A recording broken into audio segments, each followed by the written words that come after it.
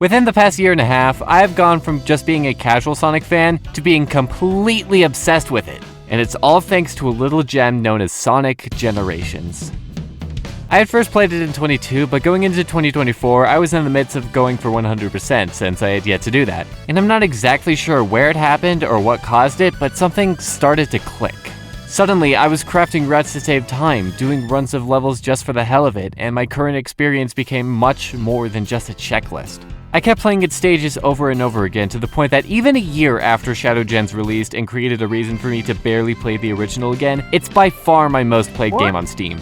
And once I was able to get my hands on Colors, Unleashed, and Shadow Gens, the same thing happened. I fell in love with each game and continue to play them periodically to this day. I also played Forces, that happened too. And it's gotten to the point where I decided to rank the levels from every Boost Sonic game. Said levels are the thing that keep me coming back to each game. At their best, they're fast, free, and just feel great overall. The Boost-style gameplay really lends to that feeling with its instant bursts of speed and the flow it creates. And even then, each entry that uses the formula is distinct from one another, giving the levels within them a lot more to work with. Now, I'll only be covering 5 games in this video: Sonic Unleashed, Sonic Colors, Sonic Generations, Sonic Forces, and Shadow Generations. I'm not including Sonic Frontiers because cyberspace levels are a completely different beast, or Sonic Dream Team because I have an Android and I'm not buying a new phone just so I can play Sonic the Hedgehog. I'm also only considering the 3D games, so no Sonic Rush either. Along with that, I'm just going over the main versions of these games. Unleashed, Colors DS, and Generations 3DS aren't going to be counted, so just the main levels of the 5 main games. But what constitutes as a main level is a whole other can of worms. To keep it simple, I'll be covering every single main daytime level in Unleashed designated by the hot dog missions. I'm not doing Eggman Land because you transform mid-level and I think it's better if I leave it off the ranking. Every main Act 2 in front of a gate in Sonic Generations, any non-boss level in the main story where you play as Sonic or Shadow in Forces, and every Act 1 and 2 in front of a gate in Shadow Generations. Colors is the only one I wanted to go more in depth with because, oh boy, it's complicated which acts count and which ones don't. It's never spelled outright for you, but there clearly are some levels that are the ones to focus on and ones that are more akin to the challenge acts in Generations, for example. There was no real way to go about it that wasn't a bit arbitrary, but what I came up with was that I would count a level for this ranking if it had a portion that was in 3D and it wasn't derivative of a different act or two. Eventually, I landed on 62 different levels across these games, so without further ado, let's jump right into the list. As curious as I was about what would top the list, wondering which level would end up being the worst Boost Sonic level was equally as fascinating. I had an inkling on which game it was gonna probably be from, but which one of the bunch would be the most pointless, uninteresting, bottom of the barrel level the Boost games could muster.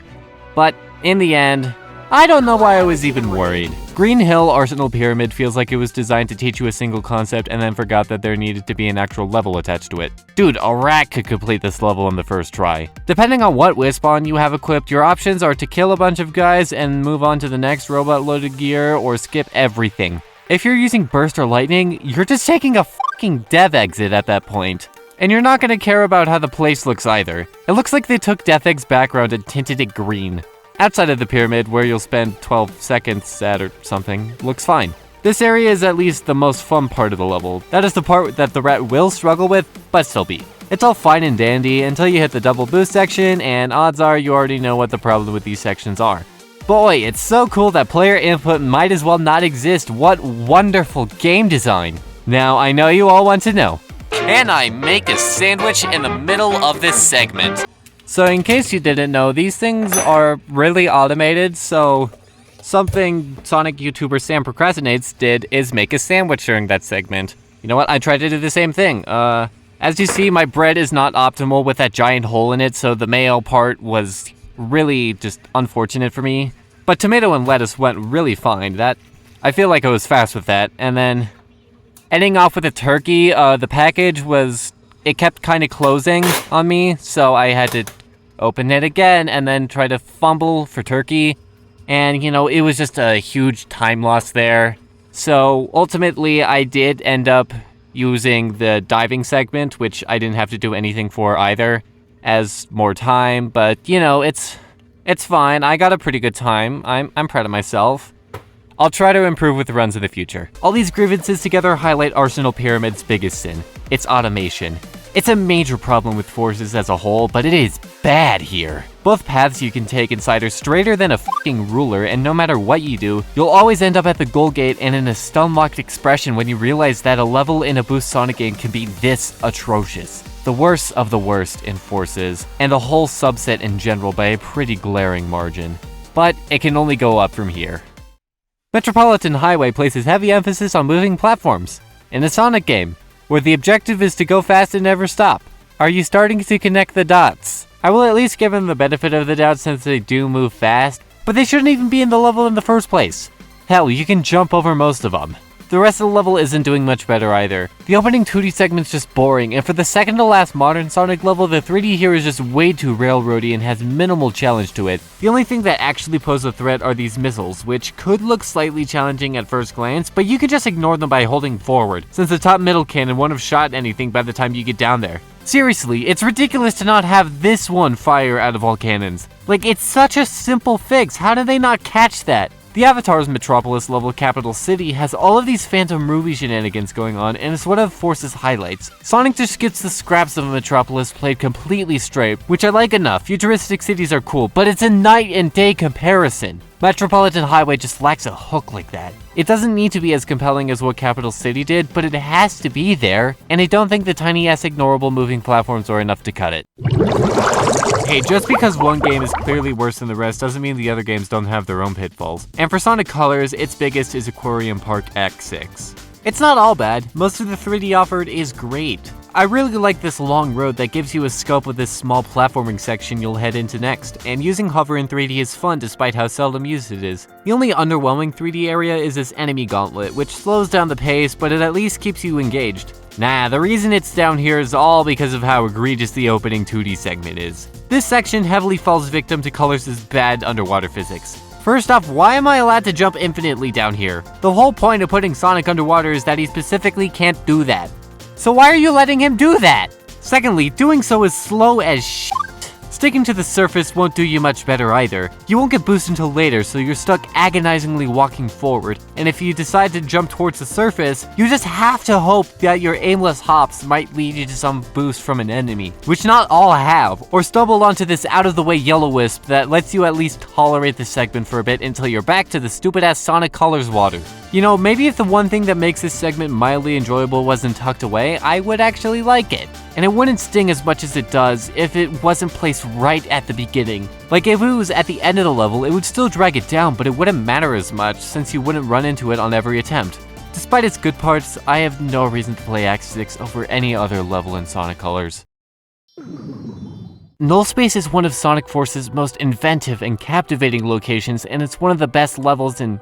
Oh, we already left it despite Eggman's monologue 20 seconds ago hyping up his evil, inescapable dimension, and now the level's pretty much just an encore of an act I've already explained why I don't like. To be honest, Null Space could rank higher, but that bait and switch this level pulls pisses me the f*** off. You could have done literally anything in Null Space. It had every right to be completely off the rails, but no! Instead of playing with the concept and making something really cool, Sonic and the Avatar just plopped down a straight shot and this segment of the level has quite literally nothing of substance. Null Space was deliberately set up to be important, so to disregard it entirely not only frustrates the living hell out of me, but straight up doesn't make sense. But you. Fate hates us all. We live in the reality where Sonic Forces sucks ass. The reality where one of the coolest concepts ever was run over with a steamroller, put in a paper shredder, thrown off a cliffside, and then steamrolled again at the bottom. This part of the level, which is its namesake, only takes up 10% of the actual runtime because of course it does. Even if I hate the fact that this part of the level takes place outside of Null Space, it is pretty well designed. Your wisp spawn has substantial effects on where you go, but not to the point where the level plays itself. The stage is littered with grind rails, which can make the level feel automated, but that's Sonic Force's specialty, so I'm numb to it. Other than that, it's just kind of a better Arsenal pyramid that handles the circle of enemies you need to kill to move on more naturally. Some groups can even be skipped if you know where the spring to move on is beforehand, and there's opportunities for both Sonic and the Avatar to attack. Lastly, big fan of the goal gate. It looks like we're just chilling with Eggman and Infinite staring into the lifeless horizon. Alright level held back by such an aggravating decision. Like why? How did you not see that you had gold in your hands? Wow, Green Hill's looking a lot more like Sand Hill right now. That's so crazy. And like, that line always sounds incorrect to me. It's probably the use of like and right within a short distance of one another. The sentence should be grammatically correct, but it just doesn't feel that way. I don't know, it doesn't matter. Anyways, Green Hill Lost Valley is certainly the first level in Sonic Forces 2017. As a game often criticized for being too easy and streamlined, that makes the beginning level one of the worst offenders and the easiest of the easiest. And yeah, it definitely is such. Who's up for the thrilling sensation of holding forward, clearing this pitiful jump, this alternate path that feels really clunky to get on for no f***ing reason? Dude, the act's completely brain dead from start to finish. This is the kind of level you make for a tech demo, not something you bring to the final product. It's pretty much the equivalent to Figure 8 Circuit, but unlike Mario Kart DS, Lost Valley isn't the blunder, the game is. The only thing keeping this one relatively high is the 2D section, which at least has forks in the road and some jumps that require you to use a brain cell. That, and since this is the starting act, it gets a pass, but I still need to stress, it fails at doing even that. And ultimately, I just don't care. I had more fun with the Mario Kart DS analogy than the stage itself. I don't care about Lost Valley. I don't need to give it more attention than I already have. Oh god, what the f*** happened? You had such a good track record going on. Every other zone in Sonic Generations was hit after hit after hit, and then you just throw us this bastardization right at the end that is way too long and ruins one of my favorite levels from Colors. And frankly, the solution to making it good is super simple.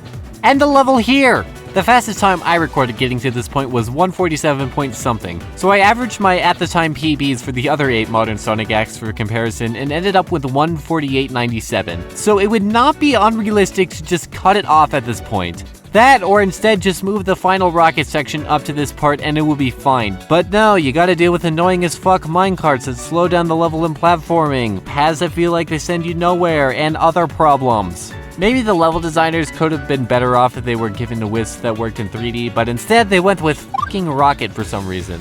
Say what you will about Spike, but that fits classic Sonic really well. But Rocket is your choice for modern Sonic? Really? Laser is right there. It works in both dimensions and it's the poster child for whiz powers, but Rocket just locks most of the level into 2D and slows it down even more. It's pretty jarring when the first half of the level is on par with the rest of Sonic Gens and coincidentally doesn't use Rocket that much.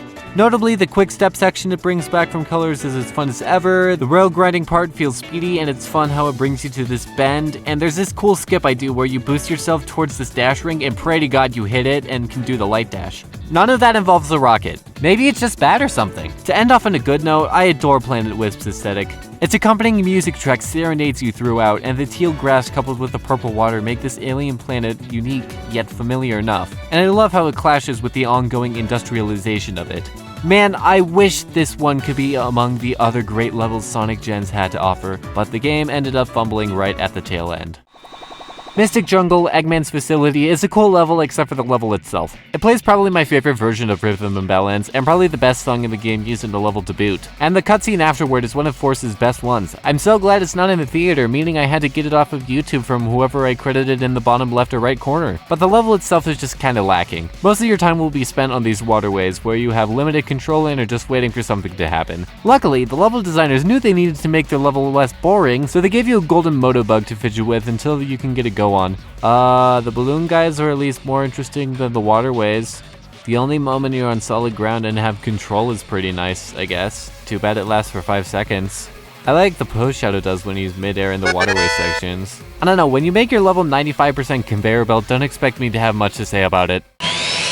Terminal velocity if it was lame. It's honestly surprising how little of an impact Eggman Empire Fortress Final Judgment makes, considering it desperately wants to make one. This is the last non-boss level of the game, even bringing back the final naming convention from the Dreamcast era games, but it doesn't bring back any of the sauce that made those parts good. The giant saw blades are kinda intimidating, but they're pretty simple to dodge, so not really. These electrified grind rails are at least new, probably, so that's something, I guess. Ah well, the reactor is the point of focus anyways. Just hit the 3 pillars a lot while ignoring your own health because odds are you don't really care anymore and you're sent into the final double boost section, which is the best one, but that bar's on the floor, so it doesn't mean much. Ultimately, Final Judgment tries to be this epic finale just like the endings of past Sonic games, but doesn't offer anything that made those levels good. Terminal Velocity wasn't remembered for its level design, it was a bunch of things that I'll save for its own spot on the list. Final Judgment doesn't have any of that, and the level falls flat because of it. Man, it sucks that it didn't find any of the tag team levels to be good, since the concept's underutilized and something I think has potential, but Forces wasted the concept and left me disappointed.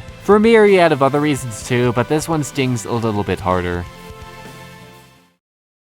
Okay, I know I did say that Sonic Generations version of Planet Wisp ruined a zone from colors that I liked, but not this one. This one gets to be an exception. Act 4 only barely snuck into the list since it starts off with the drifting section that isn't challenging or memorable. But just because a colors level only has a sliver of 3D to count for my qualifications doesn't automatically mean it's bad. Act 4 does have nice elements to it. It handles climbing up really well, helped by good utilization of laser and rocket, which create pretty fun paths through the level you can take. It's a short and sweet level that's nice to play through from time to time, but that's all there is. Before you know it, the goal rings in your sights, and no matter what path you end up taking, it always feels like it should have been at least a little longer. It's like the opposite of Sonic Gen's Planet Wisp. The level is just lacking in substance. There's nothing inherently wrong with that, but it's not surprising that it ranked this low. Taking a deep dive into Starlight Carnival Act 1, I expected one of Colors' greatest standouts, but was instead left disappointed. Boiled down, the act is all style, no substance. Yeah, it has great cinematography. The establishing shot showing how small Sonic is compared to the carnival comes to mind, but notice how you don't have any input during the scene. Notice how you don't have it for the first 20 seconds of the level. Notice how each one of these sections that take place on the cool glow platforms that follow your movement are all quick step sections. The whole level loses a ton of merit because of that, and it feels slower than it should. Really, the only segments you have full control over are the 2D areas, which, to be frank, aren't good. They're really unmemorable except for the compactor at the end of the second one, which honestly Sonic Forces did better in Edgate. Like, come on, you're gonna let them do better than you? Act 1 is just hype moments in aura, and I can at least say they did well in that department. Again, these platforms are super cool, and they're a great way to tie together parts of the level. I also really like these random metal panels floating around. They make a really satisfying noise when you homing attack them. It's a small detail, but I just think they're neat. As an introduction to Starlight Carnival, no notes. It perfectly demonstrates the zone. As a level to go back to get faster times, however, it's too automated for me to care. Cool Edge's music is a representation of Cool Edge itself, as the opening bassline is really good before mellowing out into something that's just kinda okay. Like, the opening directly forcing you to react to upcoming spikes and run on water is super cool, with the 2D segment afterward being pretty fun. My only gripe with this part is more so because of Unleash's controls not allowing me to boost under this electric spinner, but just do a short hop and you'll be fine. Then you switch back to 3D and that high is never hit again for the rest of the level, except at this part. Running on water is just that fun and you don't have to deal with any of Cool Edge's problems. Two issues stand out to me. First are these stomp switches. Again, it's more of a criticism of Unleash's controls, but if you did not start your stomp from a perfectly still jump, you're more likely to just slide off, which happens just frequently enough to piss you off and ruin your pace. Problem number 2. The sled ain't that interesting, buddy. It's not worth centering a third of the level over. It's at least engaging, but it's still an automated level element. It's not even that bad, I just know that it would be a lot more fun if Sonic was out of it. But considering Unleashed ice physics, maybe not so much. The 2D section with it is the worst offender. I mean, at least I had mild fun steering the sled, so let's flat out remove that. Let's reduce player input to exclusively the A button, where all they can do is hope they hit the spinner at the right angle. That's so cool! The sled is holding Cool Edge back and just kills any replayability for me. It takes up too much of the act, leaving it feeling smaller than it actually is. Also, the best part of the level is the penguins in the background of the results screen. They look awesome. I went into Shadow Generations fully expecting Chaos Island Act 2 to be my least favorite act in the game, and I was proven right. Yippee, I love it when that happens. For the last 2D act in the game, it sure doesn't feel like that. It's on the easier side and lacks substance, with the level feeling anticlimactic overall. Doomworth is used well enough and even has these tunnels it can interact with, and they are a cool level element, but railroad you too much in practice. Nah, the level element in Act 2 that pisses me off are these stupid-ass moving platforms. They can be skipped if you know what you're doing, but why even in the most recent mainline Sonic game are they still putting moving platforms in levels when things like these just kill the pace of the level? But again, they are skippable even without Doomwing, and it's quite fun to do so. The beginning outside is probably my favorite part, except the boulders, which are kinda annoying and I don't get why they're here. This part just feels snappier and relies less on Doomworth to get you around. On the other end, the spiral running across the wall is a nice send-off and uses its space really well for a 2D act. Yeah, that's about it, just kinda weak in the grand scheme of Shadow Gens.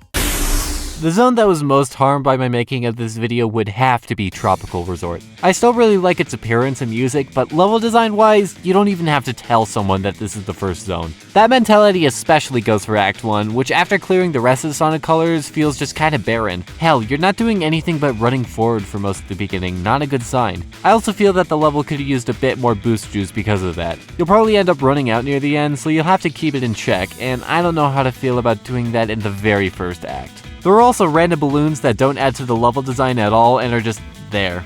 Okay.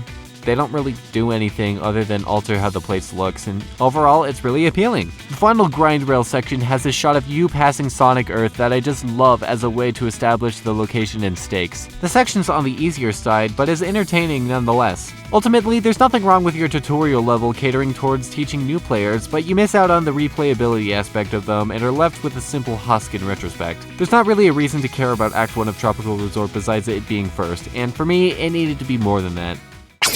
Space Colony Arc Act 2 sure is the first 2D level in the game. I have no strong opinions on this one. It doesn't do anything to stand out from Act 1 or the other 2D acts in Shadow Gens, and it feels kinda whatever. The first half is just forgettable. Like, I don't know what there is to pinpoint here besides this set of missiles you can use Chaos Control for so they become a staircase to get to this section, which would be cool if the flow of the level allowed you to do that without waiting for them to get aligned properly first. The second half, meanwhile, is just an incredibly forced feeling tutorial for Chaos Spear. Hit the thing to open the door again and again with little to no variation. That's such an awesome design element that also slows down the pace of the level. Hooray! The level doesn't alter that much if you have Doomwing on or off, despite the fact that this is your introduction to Doomwing. You hit a lot of gun beetles with it, which is a little satisfying. Act 2 at least manages to have some pretty nice uses for Chaos Control. The Chaos Dash right before the interior is pretty fun, and there's more examples of using missiles from the floor as platforms. It'll also freeze the rotating gravity poles, which while it does lock you out of the other side until Chaos Control runs out, it also means you don't have to worry about losing your place. Despite that, it's not enough to carry the level to anything other than okay.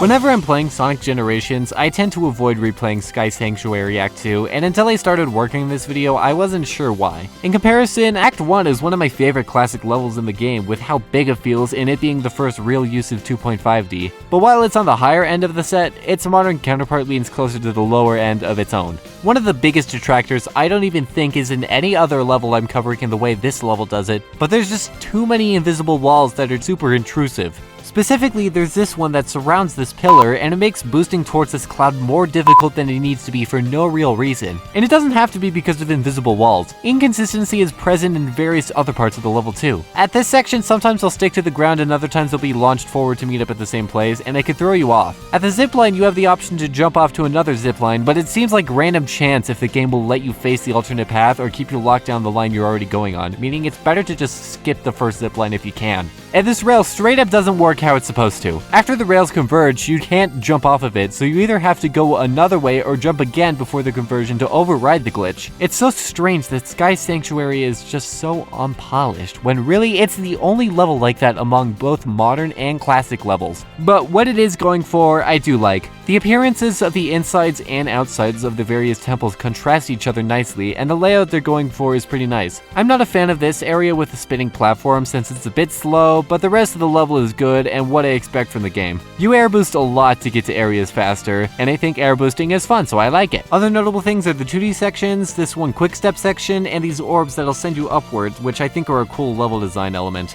There's potential for this to be one of my most played levels in the game, but it's just way too janky, and I still don't know why.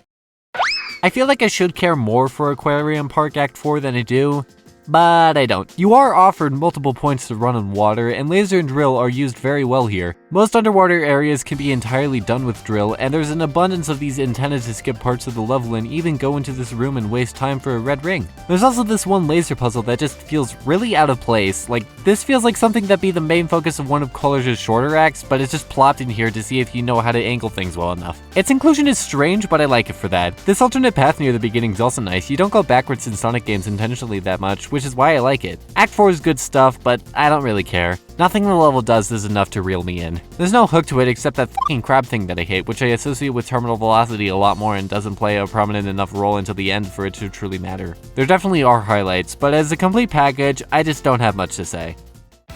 Mystic Jungle Luminous Forest completely perfects the hold forward gameplay of Sonic Forces. I don't know, it's at least engaging here. You're given tons of enemies to bash into, and these hollowed out logs offer a smidgen of variety. I also quite like the 2D section for what it is, since you're able to weave past these spinning platforms, which isn't the craziest thing ever, but I get a lot of enjoyment from keeping my momentum going. In addition, there's also 2 split paths! I fucking won the lottery! Both use the exact same method to reach them, specifically using a chain of buzzards, which isn't the greatest level design, but for forces I'll take what I can get. And the art direction just hits really well. The glowing neon lights and fire used to contrast the lush jungle hit. All of this would make for one of the best Forces levels to run through, until the quick time event at the end, which completely kills your pace and enjoyment of the level. Push A at the right time and you win. How engaging. Am I done yet? Even worse, it's faster to just hit the prompt as soon as it pops up, so you're actively incentivized to not care. In the perspective of the story, however, this is probably the coolest level there is in Forces, because Sonic's going to meet up with Silver the Hedgehog. Whoa, I love him. Best character ever. He looks so cool and he loses to Infinite. You know, fuck Sonic Forces. This game is ass.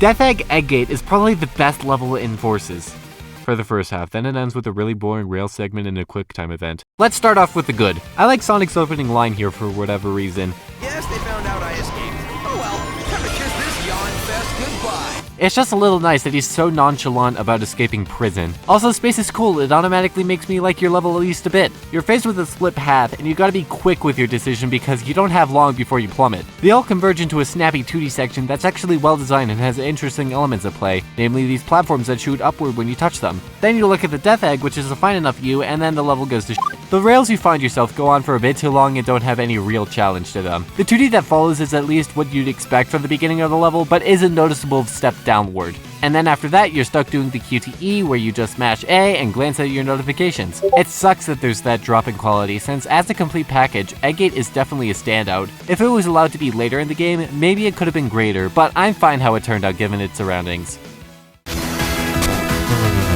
Coming off of Tropical Resort's first act, Act 2 is very clearly a step up in complexity, difficulty, speed, and the likes. Drill and Laser get a lot of time to shine, and you're often given a decision on which one you want to use. One wisp may be more optimal in one location, while the other may prove to be beneficial in the next. Unlike Act 1, you actually have the boost to feel like you're going fast. It really gets to shine here at the falling platforms. It doesn't change anything if you boost or not, but it just feels right. Same with the 3D section after it. It is actually practical to boost here since it'll make getting these rings easier, and then the road twists around everywhere and it keeps you on your toes. Act 2 is only really hindered by the low skill ceiling of Tropical Resort as a whole. There really isn't much beyond what I've already covered, and you don't have a lot to work with outside of what you can achieve with the wisps. Overall, good level and serves its purpose. It was never trying to be one of the best acts in the game, and there's nothing wrong with that.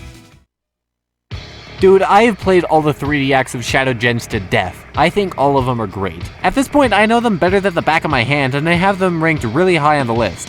All of them, except for Rail Canyon Act 1. Frankly, it hinges a lot on that rail part in its name. Grind rails are cool in moderation. I think they're a great way to either segue to a new part of the level and or offer some variety to the gameplay. When they're the entire basis for a level, however, you just find yourself holding down boost and switching rails when you need to until you're back on solid ground. There are at least some more interesting things that are done with the concept, namely how you can use chaos control to access some rails that otherwise would be destroyed, along with these switches to change which way the rails go, but neither idea is enough to save the level for me. You're still going to be locked onto a rail just trying to get to the end of it as fast as possible. Not even Doomwing can do much to save you from this predicament, with the very notable exception of this huge chunk you can skip with it if you conserve your boost well enough. Try all it can, but every single section of Rail Canyon just kinda blends with one another, which is a big reason why I find the level to be so forgettable in the first place. Even the Doom Zone's kinda unmemorable. The peaks of the other two are their cinematics in my opinion, and this one doesn't really have much of that. I like the fact that it takes place in the middle of the level instead of the end more than I actually like the section itself. I like getting tossed around with different gravitational pulls, but you spend way too long free-falling. I don't know, the level as a whole mellows out to just an okay experience. It's trying its best, no doubt, it's just stuck with a gimmick that hampers down the overall experience. You still need to pay attention to your surroundings, especially these really intimidating ram train things. I'll come back to Rail Canyon Act 1 every now and then, but when the other 3D Shadow Gens levels are right there, I don't feel the need to visit it too often.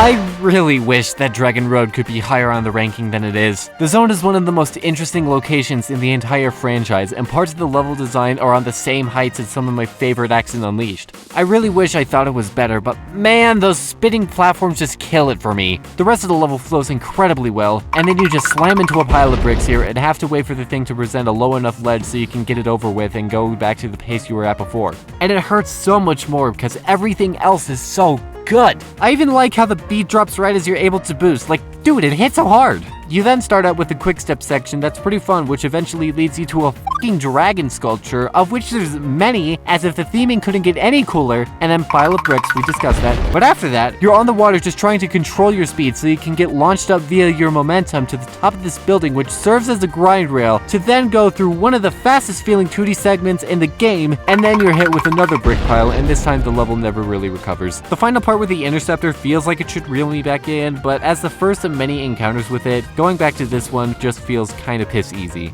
Even then, the spinning platforms probably wouldn't be a huge issue in any other 3D platformer, even the adventure-style Sonic games, and maybe, possibly, a future Boost Sonic as well. But here in Unleashed, they're just obnoxious ways to make you wait for no reason in particular.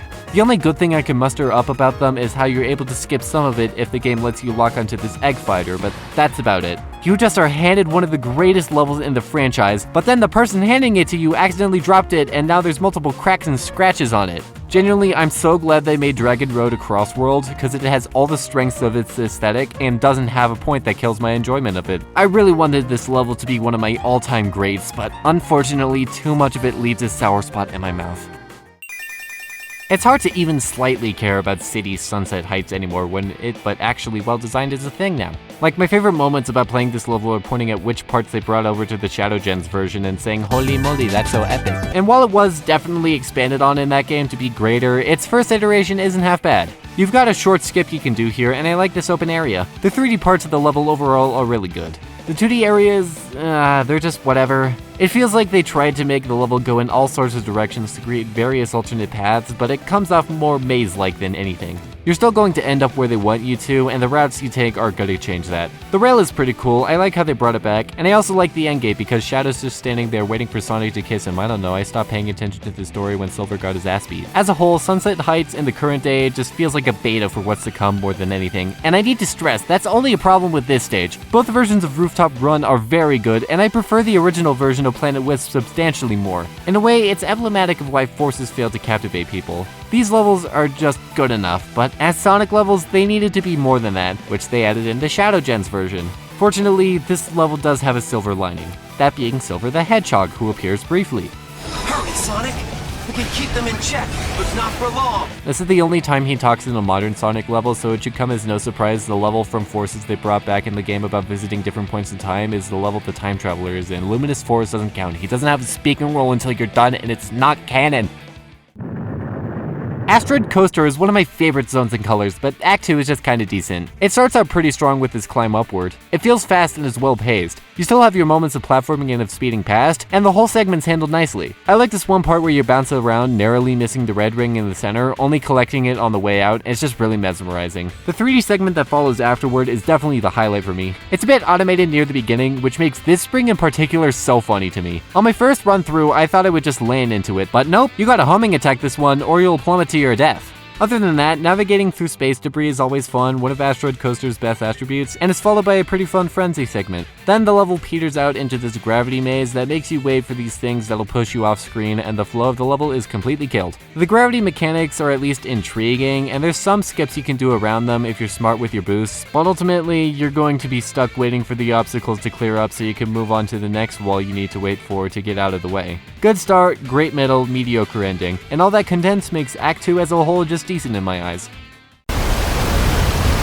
Chemical Plant Network Terminal is surprisingly okay. First off, love the aesthetic. This is genuinely my favorite rendition of Chemical Plant appearance-wise. I like how it's visibly cold. With frost accumulating on pipes and it's snowing, it helps make the zone feel part of a greater world more than other iterations do. The roll grinding is a step up from Egg Gate with more for you to look out for. Once you reach the interior though, is when it starts getting good. I really like these spinning wheels and how they interact with water. They're a well-designed level element. It's fun to deal with the waterfalls as they act as both ways to benefit and hinder you by slowing you down, but also propelling some platforms. It makes you think about when you should move to the next part since you might get hit by an upcoming waterfall and fall. Once you're through with all that, you got one last skip that's pretty fun to go for and you're done. I believe Network Terminal succeeds because it isn't really hindered by anything. There's no mechanic that gets in the way or sour spot of the level. It's consistent, and for Sonic Forces, that's a rarity that helps to make it one of the best levels in the game. I love Sweet Mountain. Ever since I first played Sonic Colors, I have been obsessed with this location for whatever reason. Like, dude, it's a planet full of sweets, and it's been industrialized to boot, which adds a layer to it that makes the setting look cool as shit. And there's giant missiles everywhere, and the music's super bombastic, and it just hits you all at once like a semi-truck. Oh my god, I love Sweet Mountain so much, it's so epic. Act 3 is probably the weakest out of the ones I've considered viable, but it's still heavily carried by my brain rot. The beginning of the act, oh, that hits. It feels so good to go through. The starting road wavers the perfect amount, and I love how you can pass the egg ponds here to take a spring to a grind rail and save some time. After that is where the level starts to falter. You're encouraged to use rocket immediately after you get it, but that leaves you free falling in the air too long for my personal taste, and it's just faster to do it over here instead, since not only does it save you time, but also opens up an alternate path, which leads to a spike puzzle, and getting past it puts you on a path that's slower than the path you would have taken otherwise. It's at least fun. I like positioning myself on various sides of the platform to avoid getting hit, and the missiles are challenging and cool obstacles. It's just that the bottom path's both faster and less complicated, and it has a cool tunnel. I'd very quickly take this way instead. It's good overall, I just wish it had more to it, cause what's here is pretty short. I'll probably run through it a lot in the future because Sweet Mountain is awesome, of course, but I'd probably choose some other acts over it. Eggman Empire Fortress Mortar Canyon is a name that went past the testing phase somehow, and also is your final challenge on the hold-forward gameplay of Sonic Forces. The thing that appeals to me the most is how wacky the elevation is for no real reason. If you're off your feet for a second, you'll be in the air for free, so sticking to the ground is pretty important. You've got to dodge anything that'll send you upward and keep quick-stepping to keep running. It's also cool that the level is entirely in 3D, giving the level more room to breathe and expand into different paths, and there's a good amount you can take. That doesn't stop the level actively trying to work against its own design with this ramp that lets you skip a good portion of it for zero reason other than the fact that this is Sonic Forces and it can't do anything right. The only thing you have to do to make Mortar Canyon the best level in the game is to remove this ramp, and bada boom, it's a 7 out of 10 now, hooray. But still, it's not like it kills the pace, and running through it can be pretty fun. Going in, I didn't expect this one to be one of my favorites in Forces, but lo and behold, here it is as the best in the base game. Green Hill Virtual Reality is only this high because it has something the other levels in Forces lack: difficulty. It's what puts the episode Shadow levels at the top for me, except for Eggman's facility, but that's because it was automated and not that. At last, there's something that's blocking your way that isn't a complete pushover. The main obstacle you'll be dealing with are these illusion clouds, or whatever they are. They can be annoying, but they serve their purpose well. The pathing does feel good, but I don't know how much that's due to the fact that this is the only boost style level in Forces I struggled even a little bit with getting an S rank, so my run of this one is more optimized than, say, Luminous Forest. But I still do find weeding through the cube clouds fun, and the beelines are well placed to help you get around quicker, since they're actually the gateway to some alternate paths you can take. The mid-level codecs that I haven't really touched on a whole lot since they don't really add anything of substance are actually well handled here. It works with the whole "this place is an illusion" thing, especially with Omega's lines, which are clearly stating in for Infinite stealing this show. I am not defeated. I am not weak. I am not weak. I am not weak.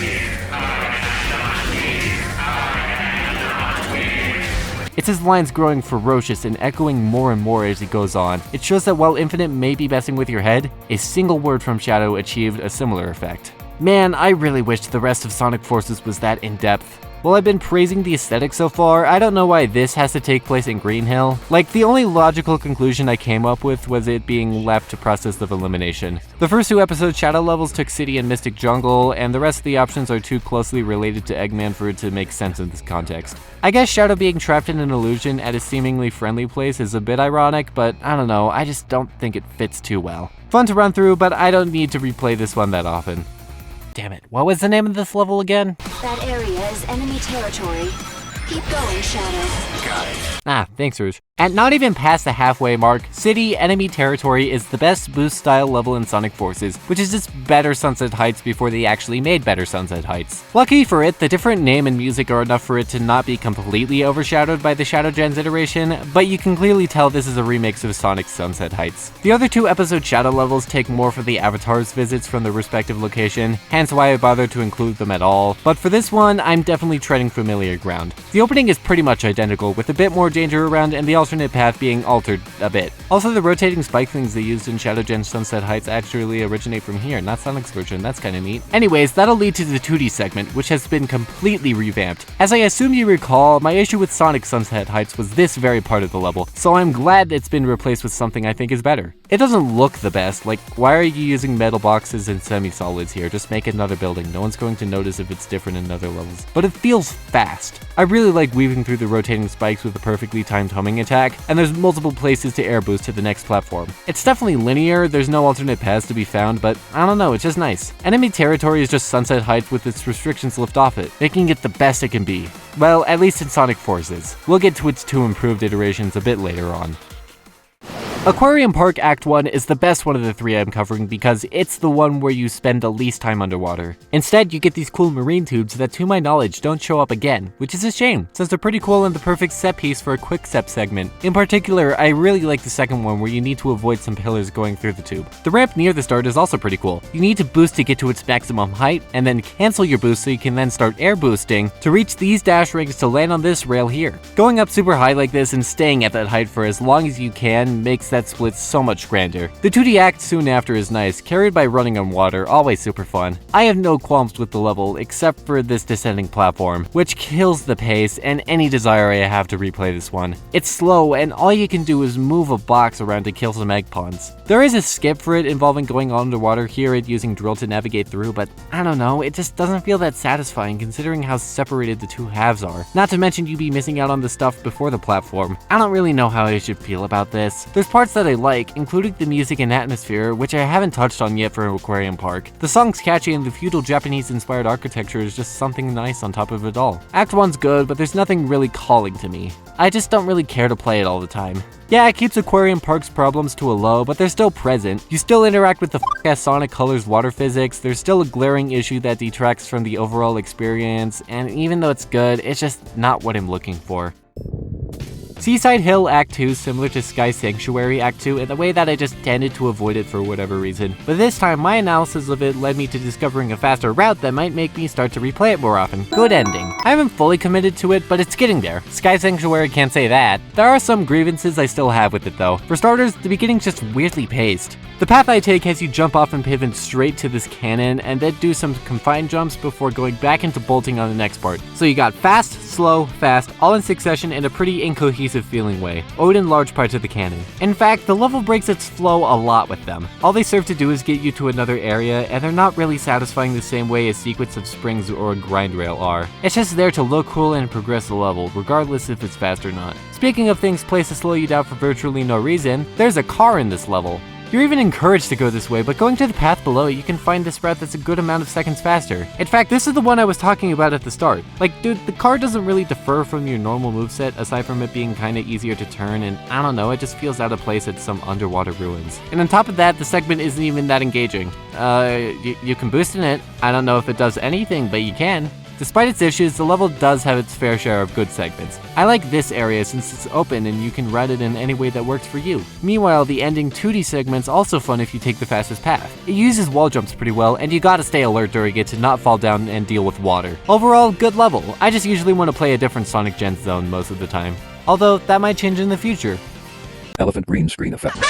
I went into this expecting Savannah Citadel to be ranked at the midpoint, and I was completely right about that. I'm so proud of myself. I just have no strong opinions on it one way or the other, really. Don't get me wrong, it's a good level, but that's kinda it. I like the setting, but it's kinda the same case as Water Park in Mario Kart 8, where I don't pay attention to how cool the actual set piece is because it's the second level, meaning its layout isn't the most complex. The only thing I could call that is its drifting segments, but that's more Unleashed drifting itself and not how it's implemented here. Since it's probably necessary for the rest of this video, in my opinion, being bad at drifting in Unleashed definitely is a skill issue, but the way Colors and Generations' respective drifts function prove it doesn't need to be that way. As this is the tutorial for them, they're still keeping the training wheels on them, so you're gonna be fine. The first 2D segment feels fast-paced, and there's a bunch of ways you can go about it, especially these poles. They're pretty great to navigate, I'd say. A bit finicky at times, but they do the job. Later on, the level transitions from scurrying through structures to taking some bridges across the savannah. The scene change is nice, and it gives the level a bit of personality. Ending off the act, there's a bunch of bridges and rails and stuff leading you up to the gold ring, and it's definitely the highlight of the level. You've got ways to skip parts of it, and it's fast. This one also loops back around if you fail to move on, giving it more depth than some other spires and levels I've covered. It's a good segment to round out a good level.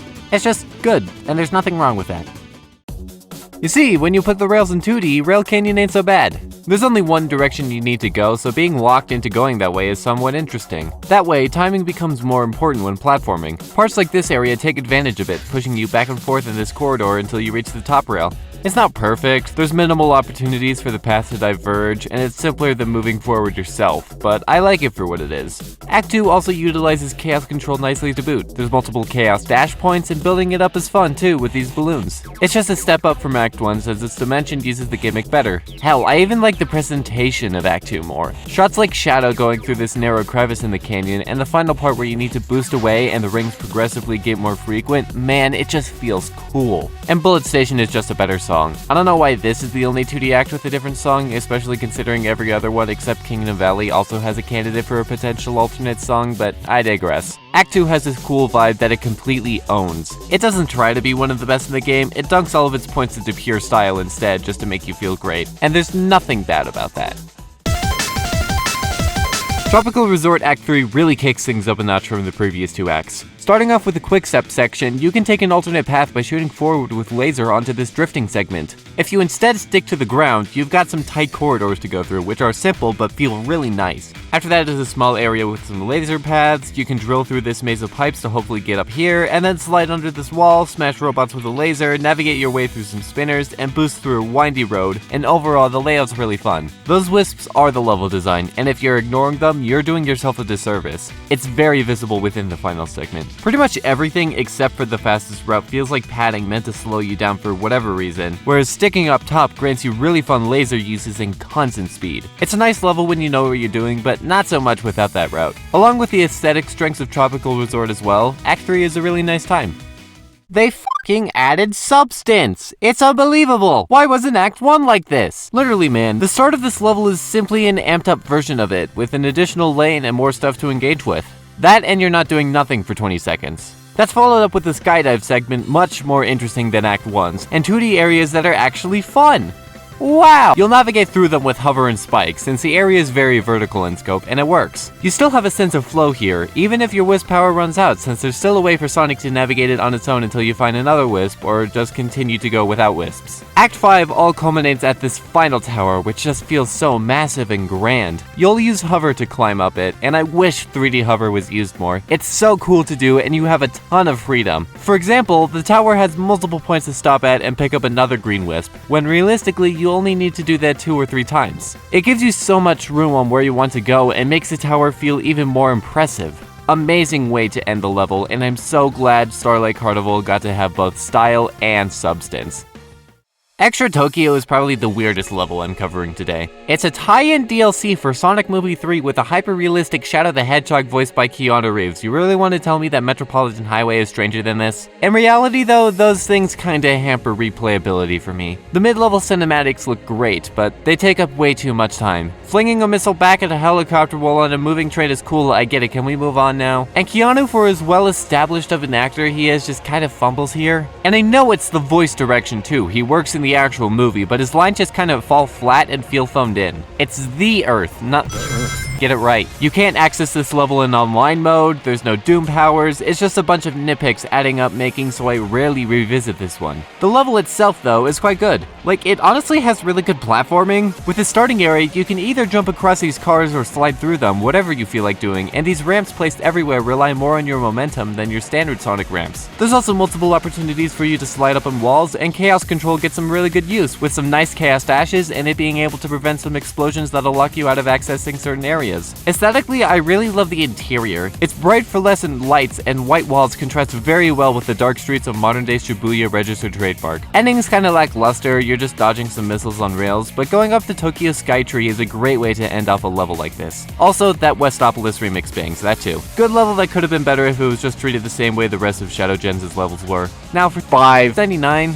So I own Sonic X Shadow Gens on PC and got the digital deluxe edition mainly to play it early, and when I got it on Switch too because I love this game and I wanted it portably, I didn't see a reason to purchase it again. I'm not gonna definitively say whether I think it's worth it or that it's not, since I'm not really sure myself. Just take with that what you will. Oh, also, while recording, I accidentally clipped out of bounds somehow, and I respawned before the long-ass cutscene, so I had to rewatch the long-ass cutscene, and it was super awesome. Probably got it higher on the list alone.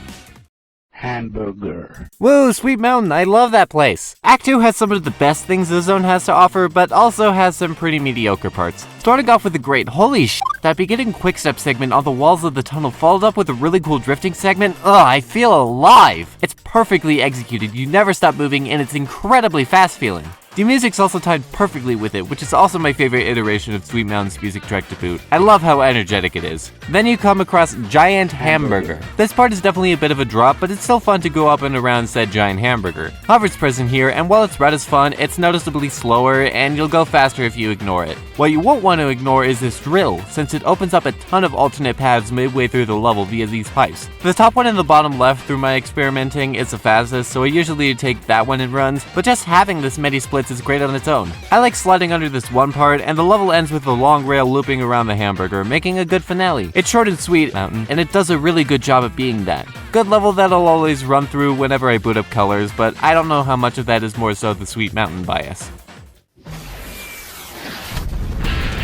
Terminal velocity is just a straight line with little to no variety. I don't care, terminal velocity is cool as shit. Like I said, the entire level takes place on a quick-step section, which, while it definitely is a downside, it's not really the point. Terminal velocity is all about the vibes. The interstellar amusement park collapsing all around you, the unbelievably fiery music setting a feeling of urgency and despair, those enemies still trying to take you down in a last-ditch effort as if the situation wasn't precarious enough. That's what this level's purpose is. Said enemies will keep you engaged, since the layout certainly isn't doing that on its own. I really like how the rings are placed here, baiting you into potentially getting hit if you're not fast enough. And then these small ledges are perfectly spaced to where you'll get hit by an egg chaser's laser if you trip on one. Both of these are simple design choices, but they're engaging, and that's all that needs to be done here, since again, the level itself is not the focus. Though I do wish the second half was handled a little bit better. Hitting the Dobgs here gives you something to do, but it's not really that interesting. And later on they reintroduce that f***ing crab thing that I hate from Aquarium Park Act 4, and all you do now is make sure you have boost so it doesn't catch up to you. Dodging its laser beams is fun enough, but that added challenge isn't really necessary, nor is it fun to deal with. Actually, having boost is pretty much left up to random chance, since you're most likely going to burn through all of the boost you got prior, and the only way you can get more is a single White Wisp Castle and hitting more Dobgs, the latter responsible for that random chance feel. You have to wait for them to come to you, so on some runs of the level, you're just screwed. You could argue it's to exhaust you to really sell how tricky this final descent really is, and I agree to an extent. It's extremely relieving when the level ends and I don't have to deal with the crab anymore. But at the same time, I don't find it difficult, it's just annoying to deal with. I get what I'm supposed to do, but I'm not guaranteed to do that all the time unless I'm supersonic, so what's the point of dragging the level on? But as I said again and again, terminal velocity is more the vibes it gives off and not the design of the level. And man, they just hit. Great final act for Sonic Colors.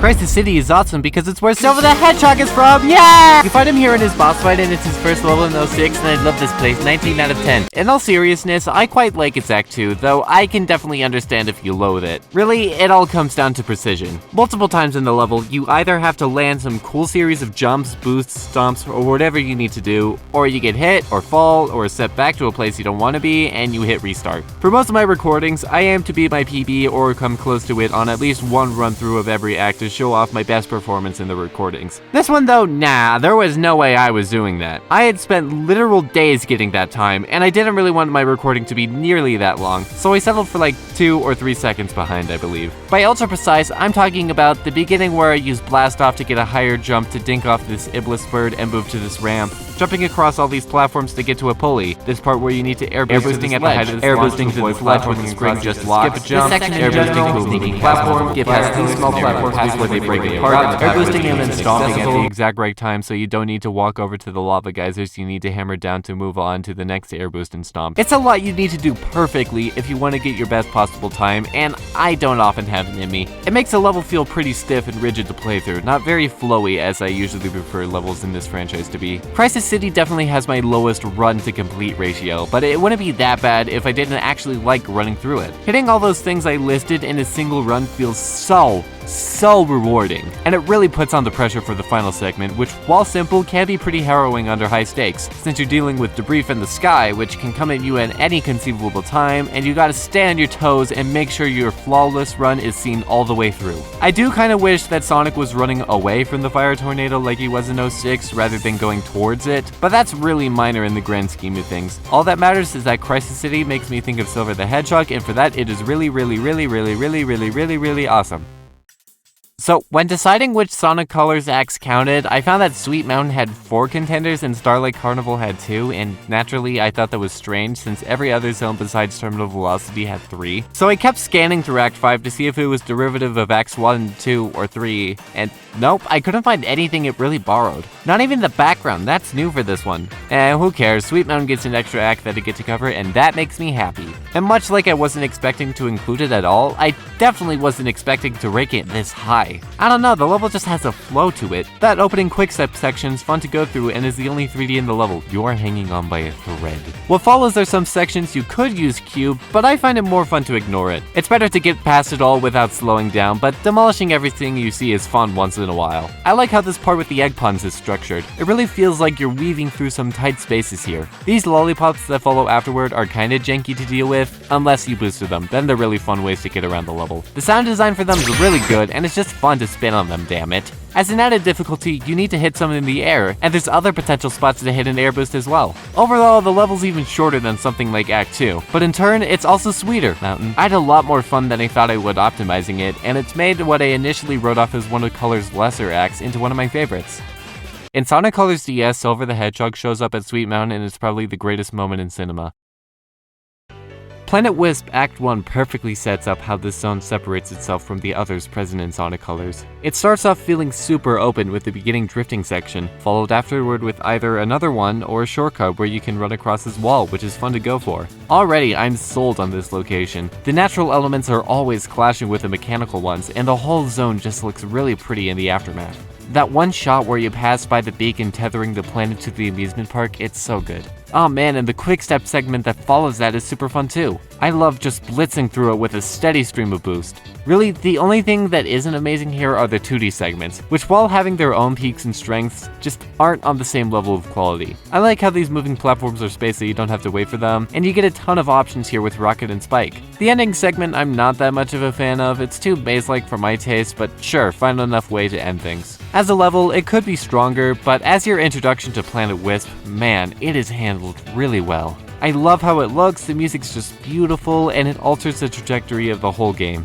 It's just really nice overall. Kingdom Valley Act 2 is kinda strange to talk about since I feel like this one lives in its Act 1 counterpart Shadow a lot more than the other 2D acts. And yeah, the level's good, it wouldn't be this high if it wasn't, but it definitely has its problems. Like, the level just takes a nosedive after the part where you need to use Chaos Control to avoid getting crushed. The scenery is the most boring it's been, and the platforming feels a lot slower and stagnated. Take a look at this part. Here, I'm not doing anything but jumping from platform to platform to get higher. I'm not using anything cool like a stomp or boost, I'm just forced to slow down for no reason besides progress, and it makes a really sloppy end to the act. But the level had to have a point to nosedive from, and it's good that the first 2/3 of the level are great. Unlike that last portion, it's super speedy. With the exception of some wall jump sections, which aren't that big of an issue, you just keep on moving. Doom Blast really contributes to that, and I like how you can knock these black arms guys into the green orb to activate the grind rail prematurely. On top of that, there's always a bunch of things to propel yourself forward even more. Things like springs, dash panels, rainbow rings, and the likes help the flow for Act 2. The interior section works with a bunch of moving pillars that you have to get around, and they create great scenarios where you want to or want to avoid using Chaos Control. They also show how vertical platforming can be done in Boost Sonic. I wish they carried that philosophy into the rest of the level. Kingdom Valley Act 2 is just a really well designed level for the most part, and is one of the best 2D acts in Shadow Gens. It could have just been handled a little better near the end. Honestly, my favorite part of Skyscraper Scamper might be the name. They cooked with that. Of course, there's more to it that makes it good, like the setting. I love how the buildings are all so exaggeratedly tall that you're above the clouds the entire time. It gives Empire City its own personality, and it's just fun to be that high. The level's a lot more vertical than most because of that. You'll be running up buildings a lot and be flung upward by a spring or a grind rail a ton, aiding the theming. Besides all of that high praise, Skyscraper Scamper is not really anything beyond good. I have little to no flaws about it, but it also doesn't really go for anything exceptional. Like, literally on the day I was planning to record this, I saw a YouTube short of someone playing Skyscraper Scamper, and then they pulled this shit off. Dude, that is so fucking nutty. I'm gonna get a handful of comments just telling me about things like this, aren't I? And really, all I mean by flaws are the goal ring showing up a little abruptly, which I find is tad strange, and the interceptor segment immediately being followed up by the arrow chaser segment really makes both feel like padding and drab in response. For the most part, I think it's consistently good. I like this area near the end of the 2D segment where you're smashing a bunch of windows. It's just really satisfying to clear straight through them. Hell, the 2D segment as a whole is pretty well designed. I like the zip line, light dashing over the small gap, boosting straight into this egg fighter, it's just pretty good. That also goes to the areas before it. It's really fun to execute the opening without flaw, and the part with the pipes is just so open for you to do whatever you can to get to the other side as fast as possible. Ooh, and I also really like this light dash. It's so subtle, but it makes for such a big impact. I just think it's a cool piece of design of the level. Skyscraper Scamper ends off with a series of grind rails, and unlike a certain level based entirely on them, you have to keep light on your feet. You're going to be switching around all the time and will be faced with other things too, and it just looks cool at some points. Honestly, just cool is a pretty accurate way to describe Skyscraper Scamper. Nothing that really stands out, nor anything to make it awful. It's simply a fun level that'll replay pretty often. Much like Planet Wisp Act 1, Asteroid Coaster Act 1 handles its role of setting up its respective zone expertly. Although in this case, it's to portray a deadly green hellscape to serve really nicely as the final area. I mean, you start off on a roller coaster, it is quite literally designed to showcase the area. Throughout the level, I have to compliment the cinematography. Every time you're homing attacking through these blue things or rings or asteroids, the camera tilts back and forth to really sell the feeling of being in zero G. Not to mention that it's just fun to blast through them. And there's the way it's angled at the goal ring too, man. Just excellent throughout. It's also pretty good gameplay-wise, acting as your introduction to Frenzy, and I think it's handled great. You're placed in this open area and tasked with nothing more than to destroy everything in your path. It could have more going on, and the gravity gimmick with this 2D segment doesn't do enough for me to care about it, but overall, Act 1's pretty fun, definitely on the higher side of colors levels.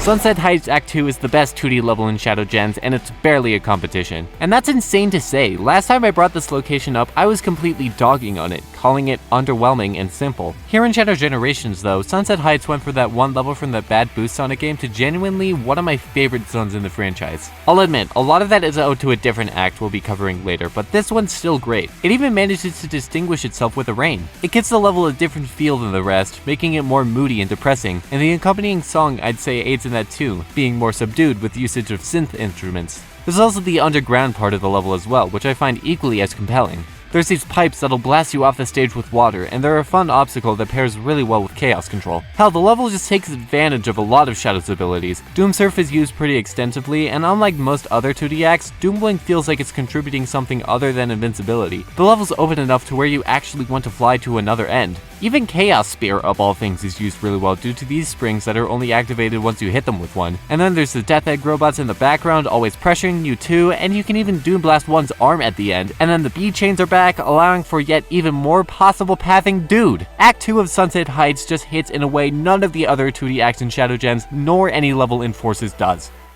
Act 6 is when Planet Wisp reaches its crescendo. You start off navigating these rails, and it's done pretty well here. Usually when you can't boost through a rail segment, it falls flat at its face, but this one has a plethora of dash rings and alternate paths to circumvent that. Following that up is this breathtaking view of Sonic rotating on a grind rail through this tube. Genuinely one of my favorite shots in this series. The level nails its cinematography in other areas too. After the tube, I like how the final stretch of the grind rail is zoomed out to establish the next part. There's also the spiral up to a rainbow ramp, putting Sonic directly in view. Oh, and the shot right before the final 2D section starts that's used to portray its sheer height, that one's really good too. It's fun to climb it up while weaving from platform to platform, or to skip it all by going to either wall with Spike equipped and dropping down to the goal ring. A little broken, but fun nonetheless. Likewise, Hover gets some pretty cool usage. I like light dashing through the 2D section, but since it's so slow, it's probably better for you to continue without it. Besides that one shot, my favorite aspect would probably be the music. Not only is it somber like the rest of Planet Wisp, but it's jumpy too.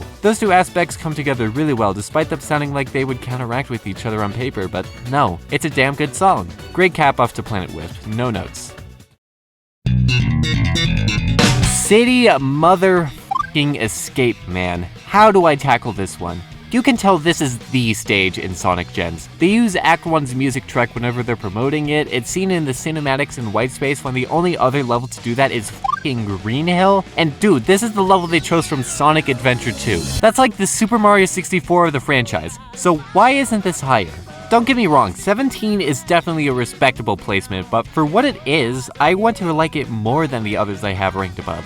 Well, there are some very notable parts that are spectacular. First off, that snowboard section was obviously going to return, and not only is it as fun as ever, but I feel it was a lot more expanded upon from its SA2 version with the multiple alternate routes you can take. There's so many ramps to jump off of and power lines to grind on, the possibilities are near endless. There is just one teensy weensy itty little bitty problem. It's faster to just stay grounded for whatever reason. If you're playing the stage for fun, you're completely fine. Do whatever your heart pleases. But if you're grinding for better times, tough fucking luck. You don't get to have fun. Just stay on the floor and hit cars or something, it doesn't fucking matter. It sucks, but it's not the end of the world. You're still having mindless fun. That's something. Ah well, good section that I rarely ever engage with. My favorite part of it is the end where you can gimp the transition to the next area. I don't know what specifically causes it, but it saves a couple of seconds and it looks really funny and I love it dearly. On the other end of the level, the gun truck chase goes crazy. They took what they made in SA2 and dialed that shit up to 12, with the saw blades adding another layer of urgency. You keep twisting all around the streets and then end up on top of some buildings, and then even on the side of one, the truck showing no signs of slowing down for any of this, and you only lose it because of a tight space. Absolute cinema, one of the biggest reasons this level is so iconic. And of course, the music too is equally as such. No other level I'm covering or have covered has a complete vocal backing song, unless you count Eggman's Facility, but let's be real, that is stretching it. Which makes this one a lot more special, and goddammit, it deserves it. Escape from the City is equally as memorable as the level it's attached to, and it's clear to see why. It perfectly complements the snowboarding segment, and just really sets the feel of being on the run, but in a more playful, freeing way. With that, City Escape has 3 of the greatest aspects in the franchise, so as a result, the rest of the level just feels a little underwhelming. Not that it's bad, you even still have the music the entire way through until the gun truck, it's just not on the same level. You don't want to be the weird gassing up City Escape's staircases out of all things. I like the 3D area, it's really open around the park segment and there's good places to air boost. Skipping these scum beetles by dropping below particularly is a cool way to save a bit of time in my opinion. Then the 2D segment that follows it up just feels a little stagnated for whatever reason. It's a lot of jumping to a platform so you can then homing attack the next thing and then again, and before you know it, it's just over. At least it makes pretty good use of swing bars, I guess. Everything between Iconic Thing number 1 and Iconic Thing number 2 is good, but is a very visible step down in both scope and quality. More than most other levels, City Escape focuses a lot in the spectacle department. It's definitely not devoid of substance, but it's in the backseat for sure. As a whole package, the act is a fun time that'll revisit often, but its lack of speedrun potential and its off-feeling pacing will hinder it from time to time. Green Hill is genuinely perfect for what it sets out to do. As the first modern Sonic level in Generations, it handles introducing the gameplay style expertly well. It's simple yet compact, with an alternate route or two always being available to take. Not only that, but it's a bit simpler to take them compared to others later on in the game, conditioning new players to look out for more to save time. Because of that, Green Hill is probably the best act to start practicing if you want to get into running more Boost Sonic levels. You've made it this far in the video, if you haven't done it before, I probably placed the idea in your head by now. Genuinely, go try it out. Turn off whatever you're using this video as background noise for and replace it with Sonic Gens, and just try and get a better time, and then another better time. But if you've done a lot of runs of various levels, enough to rank every single one, just as a non-specific example, Green Hill's simplicity can be detrimental. It's not that I ever play the level, hell, at this point I might be able to beat the level with my eyes closed, but that's the thing, I'm too good at it. I rarely restart the thing, and when I play it, it's just because the act's quick and easy. While I have fun with Green Hill, it's not too spectacular, and it doesn't need to be. This is the second level in the game, and the first one in 3D. For that, you don't want it to be groundbreaking. It serves its purpose very well, and for that, I like it. But Sonic levels had and will have gone nuttier. And on the complete opposite side of the spectrum is Shadow Generation's starter level Space Colony Arc. And I say that because it doesn't feel like a starter level. Like, dude, you're in space. That's not at all similar to Green Hill. Hell, it's based off of Final Rush and Final Chase, the last levels for Sonic and Shadow in SA2 respectively. And I don't mean this at all as a knock against the level. I find it cool that the first act is in a place you wouldn't expect, and it even illustrates the many differences between what you would expect in a Sonic game versus a Shadow game. And just because it doesn't look like a starter level doesn't mean it doesn't act like one. You're taught mechanics well, and will start to get the hang of things. Specifically, I like how Chaos Control is introduced. You first use it to demonstrate how it can freeze objects like missiles so it's easier to get around them, and near the end of the tutorial you can use them as a platform, showing exactly what it is that makes Chaos Control as cool as it is, how it changes what certain elements do simply by freezing time. And then finally, you come across this cinematic where Shadow punches a missile away, and it's so cool, I love him so much. But honestly, it kinda detracts from the replayability. Not in its own either. Act 1 is just littered with a bunch of cinematics, which are really cool, but it's overdone. Not nearly to the same extent as Tokyo, but an issue nevertheless. The Doom Zone especially just jumps between stretch of gameplay and cutscene constantly. It's good and I like it a lot more than real canyons, but those cutscenes can be tiring on repeat runbacks. Now the actual level part of the level, that's great. You have these gravity platforms to spice things up, which have a pretty funny and practical interaction with Doomwing, so I like them. And this area at the end is so incredibly spacious, I feel like I can actually explore here. Aesthetic bangs, music rocks, and cinematics hit to create a great introduction to one of the best Sonic games ever. It's just not perfectly constructed for replays. Asteroid Coaster has been consistently great so far, but Act 6 takes everything that made it good and pushes it to the limit. You can instantly see that dial-up with comparing the opening roller coaster segment to Act 1. There, it was used a lot more to establish. Lacked in gameplay, but pretty cool. Meanwhile here, these are like DK minecarts in terms of jumping over to certain paths, changing your ride constantly, and doing all that at a speedy pace while you wrap around planets and attack asteroids. And there's the Frenzy segment too, which brings its destructive capabilities to another level. Smashing your way to the spring that lets you use the zipline just feels great to do. And unlike anything else in the game, it ends off with a mini-boss. It's a bit bizarre, but feels welcome enough in the final traditional level in colors, and hey, it lasts longer than the actual boss in Planet Wisp does. The level can be slow at times, especially with the water segments, but it's a great final stop for this game. As a whole, Asteroid Coaster is just a cool place, and it got the finale it deserved.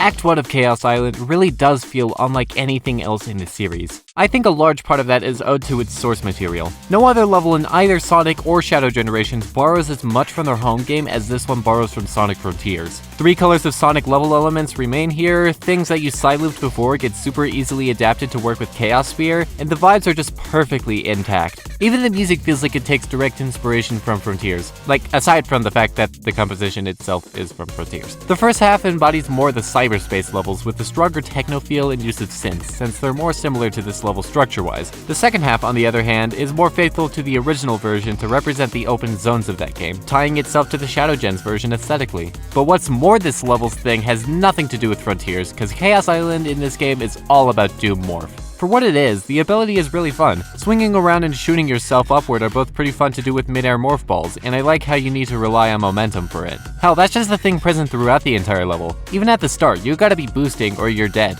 And even with unintentional things too, like this gap that you can just completely clear over by spear gliding, which I never get tired of. Oh, and in this area, if you have Doomwing on, you can use Chaos Control to reset your boost gauge before it runs out, and that's also fun to do. There's some other really cool uses for Chaos Control as well, like using this pillar that sticks out a bit as a platform to reach a rainbow ring, followed up with another Chaos Control to let you do a Doom Blast. The level can feel totally different whether you have Doomwing on or off too. For example, back in that pit, with Doomwing off, you're faced with a fast-feeling platforming segment that uses Doom Morph pretty extensively that's fun to do. What can I say, man? Chaos Island is just really well designed in pretty much every aspect. And I say that not expecting the level to be this high initially. I was just kind of blown away with how much detail there is and opportunities there are, and I'll definitely be running it a lot more often now. When I played Arid Sands for the first time, I sure wasn't expecting to be playing one of the fastest feeling levels in the entire franchise. I mean, it's a desert level. How good can it really be? Holy shit!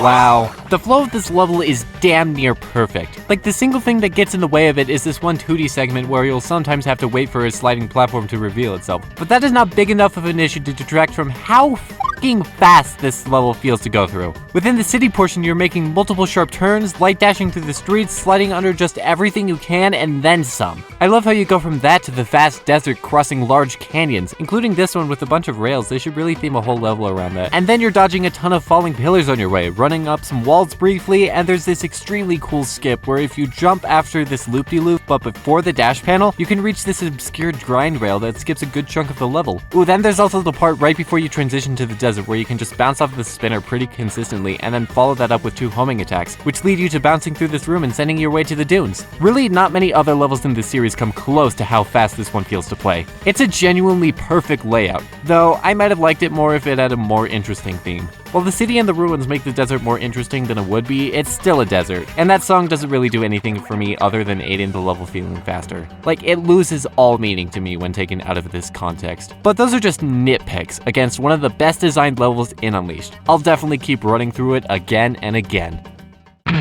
Did you really think my favorite level in Sonic Colors was going to be anything other than Sweet Mountain? Come on, don't overestimate me like that. But hey, I genuinely feel that Act 1 is really well designed and deserving of its placement. I mean, this level starts off with you running towards a gigantic missile launcher, and it won't be the last. Let me say that again. On multiple occasions in the level, you will run into launchers with missiles 25 times your size and diameter coming straight at you, and all you can do is dodge it. Parts like these just really dial up the intensity of the whole situation, and they also are built to really let Colors' air boost shine. In other areas too, there's places to pull off a pretty big gap by blasting yourself forward, which can open up new routes for you to take. And I don't know, this one's just a whole lot of fun to route. The first 2D segment gives you drill halfway through, which opens up like 5 different paths on its own. I choose the one where I go right for 12 seconds. Then with those missile segments, you got to decide when you're going to run for it and when to take cover. And all this while you're running on industrialized cookies and donuts. The only knock I could give this level is this singular moving platform and how it doesn't sync well with the flow and you'll probably end up waiting a bit. But what is that compared to all this? This is the first level I play when I go back to Sonic Colors. It's fast, bombastic, appealing, and just a heap of damn fun.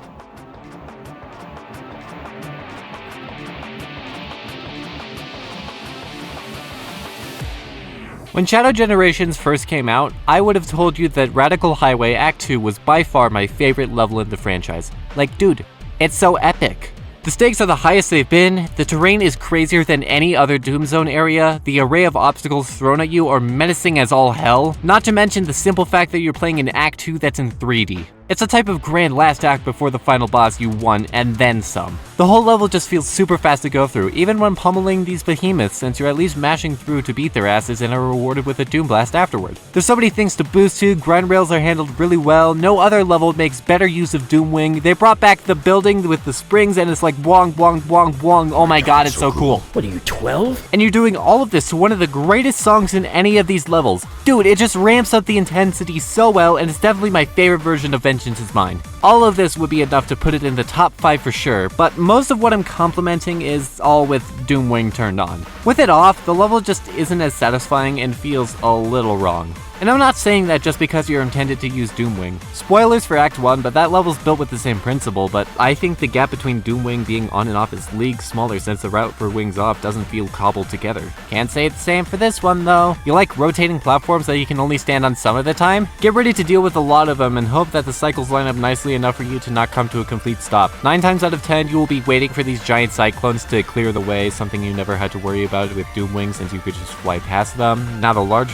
take longer to defeat since you have to wait for them to do their energy blast when you could have raw dogged it otherwise, and there are way too many alternate paths you just get completely locked out of. If the Doom Wingless route was given a bit more attention, then Act 2 possibly could be sitting at number 1, but alas, it's only mostly peak and not completely peak. What a fucking shame.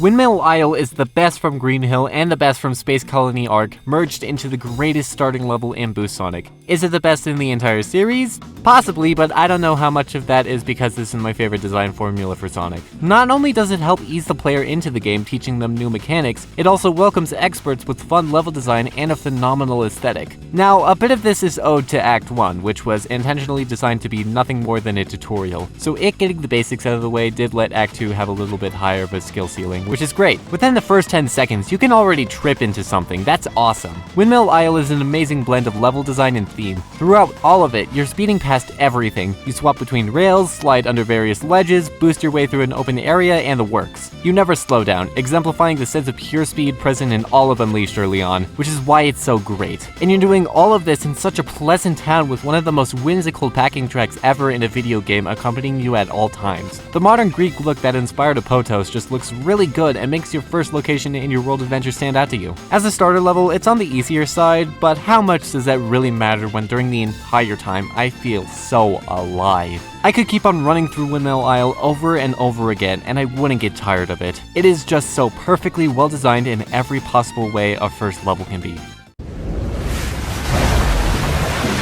In the original release of Sonic Generations, there's this little achievement known simply as Walk on Water, which tasks you to beat Chemical Plant Act 2 without being submerged in water once. I wanted to bring up this achievement in particular since it was a big contributor for me to actually start routing the levels for an optimal path where I didn't have to dive in. Therefore, it and the level it was attached to are huge reasons I got into speedrunning Boost Sonic levels in the first place. And even today, that routing still continues to evolve. You see this one dash ring? It'll take you over to some rings you can light dash with to shave off a pretty massive corner. And I didn't even know this existed until replaying the level when Sonic X Shadow Generations came out. Before, I was doing this thing where I would go up this ramp halfway to then slide off of it and use that momentum to launch myself towards the end of this grind rail, and it was really inconsistent for me to pull off. And like, part of the reason I enjoyed going for that achievement and continue to alter my routes is because Chemical Plant is really goddamn fun. I mean, just starting off on the iconic wavy tubes but facing forward is a treat in itself, but then the tubes will cross each other and can take you to other areas. Then there's all the various 2D sections as well, which just feels so rewarding to master. There's this grabber you can dink off of, moving cubes that'll launch you upward. There's even small things like this short grind rail, and moments where you run on top of the water just add to a sense of pure speed. There's also things like the tube of flowing water and the diving section that, while don't offer much of a challenge, it's really fun to plummet downwards on them anyways. And at the end, there's a grind rail up high that you're supposed to use the spring to reach, but you can get there by air boosting to it, and every time you do, it just feels harrowing enough that when you do land it, it feels great. Really, the entirety of Chemical Plant just feels great. Definitely one of my favorite zones to zip around in.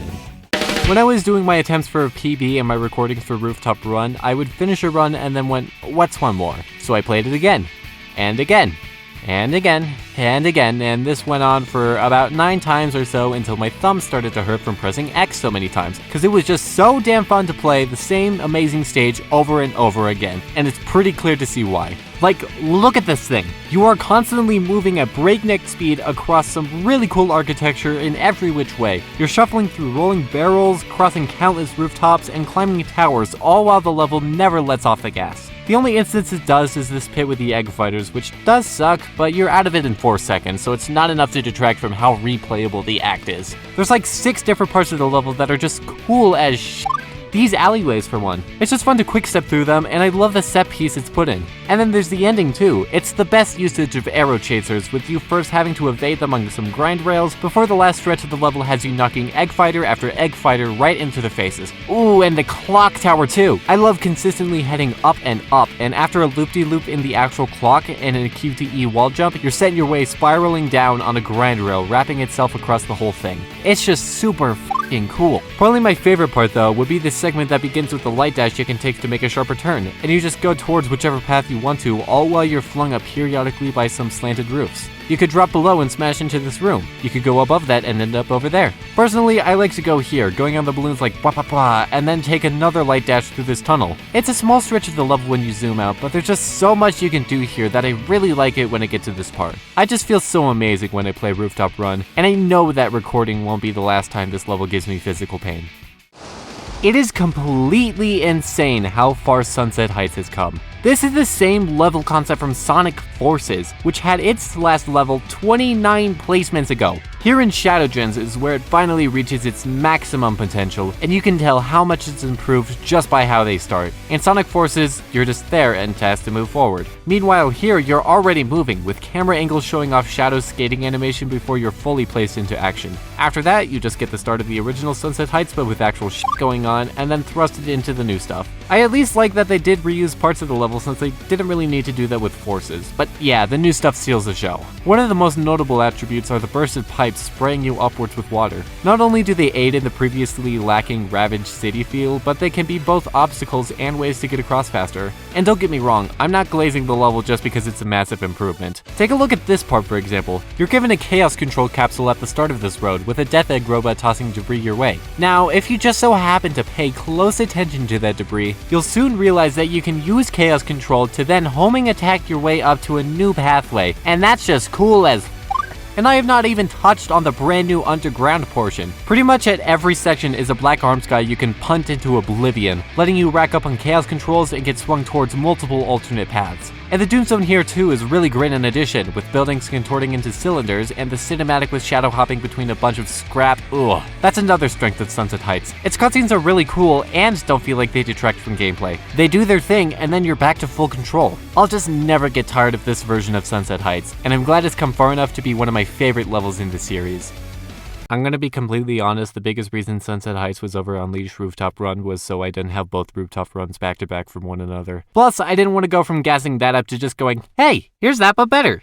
I'm still gonna do that, but at least there's a buffer. You can dissect the improvements at every returning segment. That ramp where you have to dodge barrels, all of them are spiked now and there's more of them to dodge. That ending segment with the egg fighters, it's faster and now you have to look out for a laser from this thing that'll take up 2 lanes. The clock tower that felt amazing to climb and go back down, now you're running straight up that thing and following that up with a death-defying grind rail that sends you plummeting downward as you get an amazing view of all the buildings surrounding you. Everything about this stage originally has just been elevated even more to heighten every feeling of whimsy and freedom it gave off. The level feels like it honors the original and Unleashed as a whole, with all the flags of the locations in that game being present. There's also a bunch of new stuff that hits. I love sliding onto these axes at this part, and boosting to avoid this spiked platform is fun too. I also like the beginning where you can weave past some axes, and the quick step section through the alleyways is back and better than ever. And the 2D segments are good too, and the turns you drift around are a lot more fun to do in Generations, and I could just go on and on talking about how every single part of the level is peak. Maybe it could be on the harder side for the second to last level, but who really cares when I'm having this much fun on every single playthrough?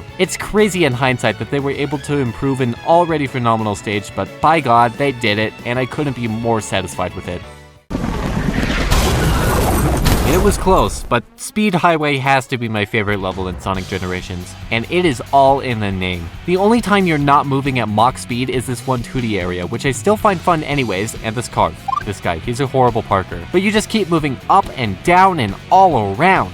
I mean, just take a look at this other 2D section near the end. You do an air boost to these wall jump pads, go up them into a light dash, zoom up the wall, stomp through these boxes, air boost again to a dash ring, and air boost yet again towards a rocket. And all of that just happens with pure instinct at this point. It's so many uses of Sonic's moveset at once, packed into a 10-second segment. The whole level has instances like that, where you're using your full arsenal to get through the streets as fast as possible. And man, I just love how it looks. A highway built amongst the cityscapes is just one thing that makes this level so cool, but it being set at night just elevates that, and it continues to do that when dusk creeps in near the end. And you're running down the Speed Highway in pure style. Whether that's running on buildings so fast to where their windows shatter, taking a ride in an excavator claw, riding a helicopter by grabbing one of its landing skids, going down what I'm pretty sure is an elevator shaft, there's no level that's as cool as this one. And equally so, there's some really cool skips present here. Take the beginning for example. Normally you just go forward, but if you're observant, you'll notice a grind rail that skips all that, and if you're even more observant, you'll see that you can home in on this helicopter and get to that same area. The grind rail is faster, but then you usually end up grabbing the helicopter last second and can't boost for a bit. So what I came up with during my recording session was to take the grind rail and instead of sending it, jump, so the helicopter would fly under me and I don't have to stop boosting.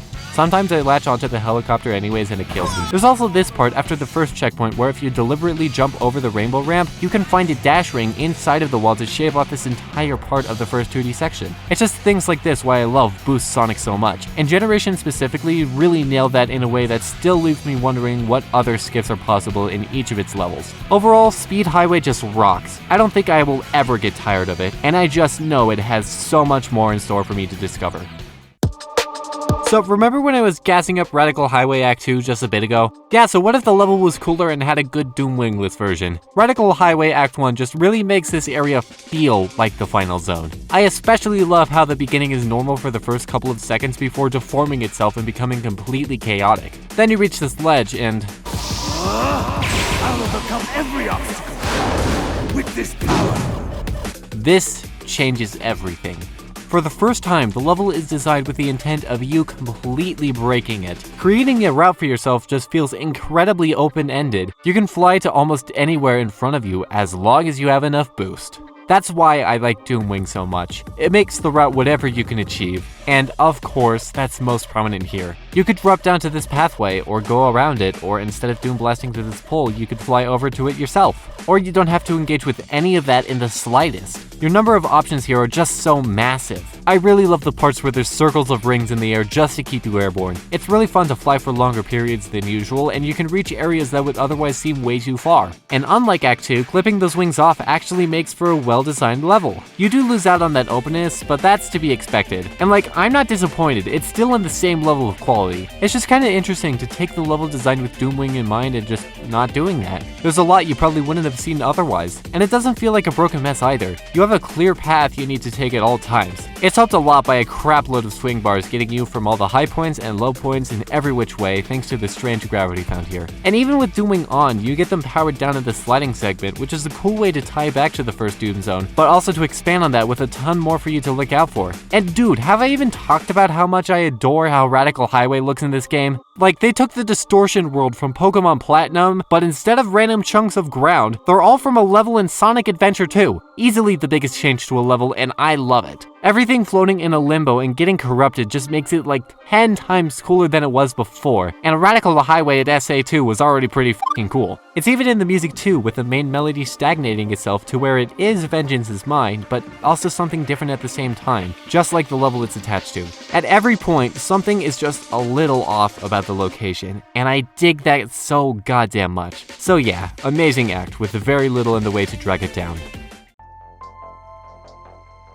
I feel like this placement hinges a lot on perspective. Sonic Unleashed came out all the way back in 2008. You weren't even born yet, maybe. For 17 years, the original version was the way to play it. Now, earlier this year with Unleashed Recompile, the game saw massive improvements, most notably to the performance, which made a stage like Jungle Joyride, which I've heard ran like shit on Xbox 360, reach its full potential. And it's pretty clear why it took until now for it to run smoothly. This level is absolutely gorgeous. From the foliage to the ruins to the amazing looking water to the phenomenal lighting, it's just stunning. Now, I feel that Jungle Joyride being this high is owed a lot to me playing Unleashed Recompiled first. I could see someone who played the original version of Unleashed hating the stage for its performance issues back then, but this is my video, I make the ranking, and it deserves to be here because it's awesome.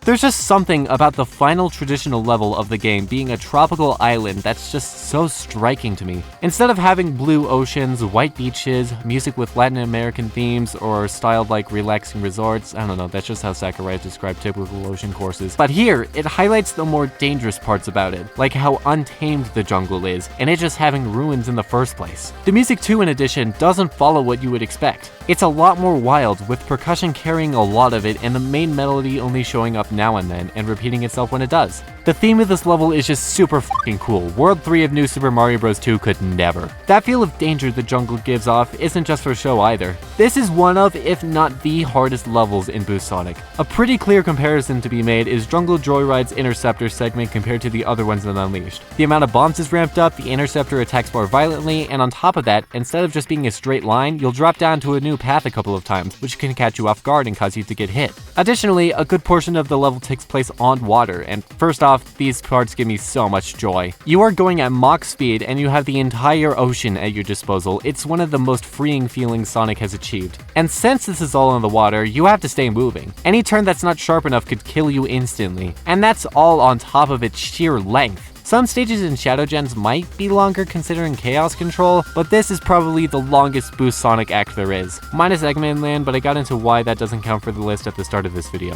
Which, man, that was a while ago.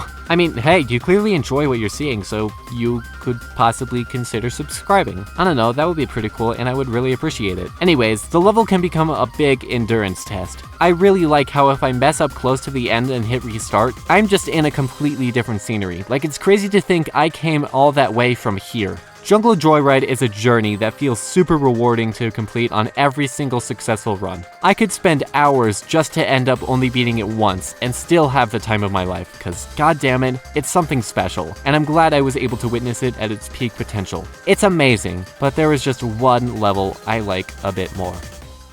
Before I even started recording, I had a pretty strong feeling Kingdom Valley Act 1 was going to be the best level of the Boost Sonic games. Now, that doesn't necessarily be my favorite, so I wasn't sold just yet. But even then, I knew it would at the very least be in the top 5. Shadow Generations isn't even a year old at the time of writing, and I know the level better than myself. I've completely broken it open with Doomwing and spear gliding. When recording, I spent around an hour just trying to save half a second, and I had to physically stop myself so I could move on. Like for me, it's gotten down to the micro adjustments. Right at the start, there's this bunch of egg gunners. If you take the top half, which is the faster option, and then boost through them, you only barely miss filling up your chaos control meter all the way. But if you instead move slightly to the right to hit this first guy, slightly to the left to hit this other guy, and then center yourself to hit the red one, you should end up with a full meter if you did it correctly. It's such a small thing, but it quite literally saves you 5 seconds. There's also these grind rails made of air, which I don't feel like I pay attention to enough. That's cool as shit. And when you're on them, gusts swirl around you. Oh my god, it's so awesome. They need to be activated by some green orbs on statues, which you could homing attack, but you can also aim a chaos spear at them to activate them sooner. Really, the whole level looks fantastic. The cliff sides are rough and jagged, the kingdom walls look old but grand, and there's just some parts that look fantastic, like the shot of Shadow soaring out of a waterfall as he turns his feet back towards the ground. The entire final section just being surrounded by walls of water exemplifies this, and is simply an excellent way to end the act. Now that is great and all, but oh ho ho ho, buddy!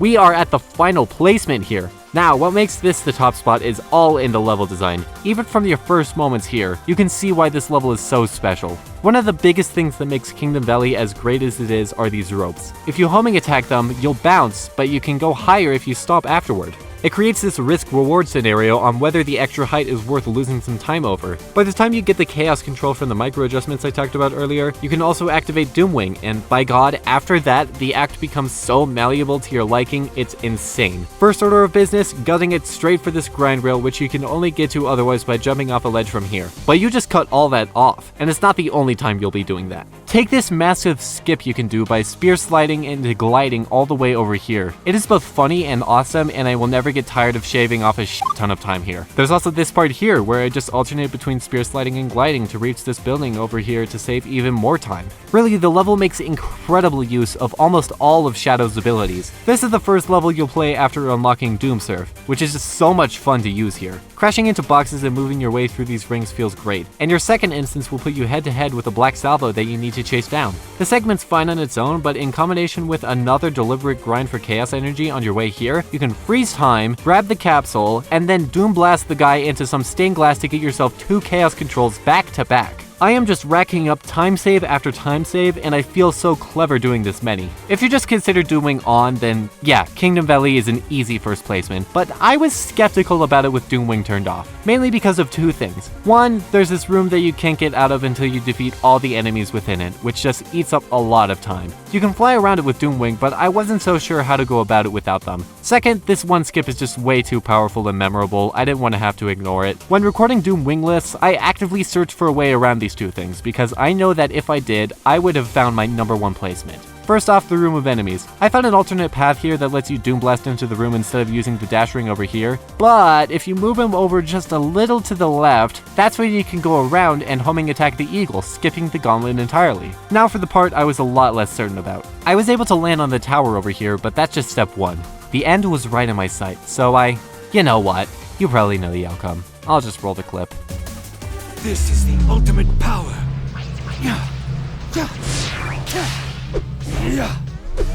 If I can do shit like this in Kingdom Valley Act 1, then it has to be my pick for my favorite level out of every Boost Sonic game.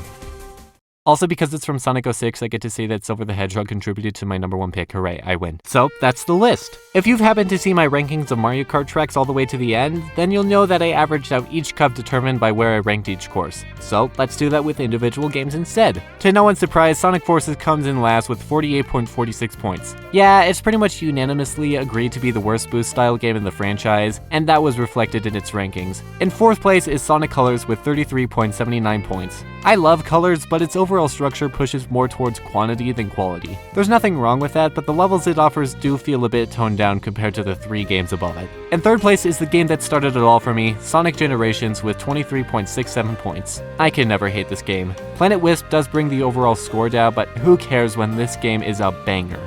In second place, it's Shadow Generations with 22.38 points. Despite it being 7 years removed from the last traditional Boost game and 13 from the last one on this caliber to boot, it's like the formula never left. Shadow himself makes the game feel different from the others and has stronger results in aspects of the game other than the levels. And coming as a surprise to me, in first place with 22.13 points is Sonic Unleashed. Let's be real, it only won because I left Eggman Land off the list. But even then, what an incredible first outing for the Boost formula in 3D. No other Boost game, or maybe even Sonic game, feels this fast. Coupled with the Werehog stages, the game still ends up being a mixed bag for some, but come on, even my least favorite stage in this game is pretty cool. If I was personally ranking the games, I'd slide it in between Sonic Gens and Colors, but it's a great game nonetheless. Yeah, if you couldn't tell, I adore this style of Sonic, and I highly recommend running its levels for better times, except maybe Forces, you don't have to do that one. Each game is available on PC if you know what you're doing, and 4 of the 5 on all major consoles, so there's nothing stopping you from giving it a try. I'd love to hear from you on what you think about a stage or two, so feel free to leave a comment about them. Like and subscribe if you so desire, and with that, I'll play with you some other time.